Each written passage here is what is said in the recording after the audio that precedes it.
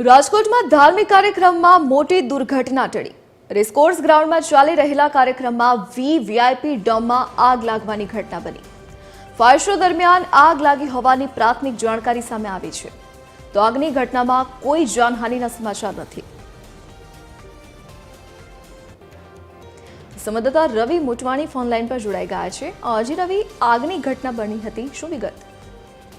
જરૂરથી જણાવી દઉં, રાજકોટના રેસકોર્સ ગ્રાઉન્ડ ખાતે હનુમાન કથાનું આયોજન કરવામાં આવ્યું છે। ગત તારીખ 27 થી આ કથા ચાલુ છે અને આવતી 2 તારીખ સુધી આ કથા ચાલવાની હતી।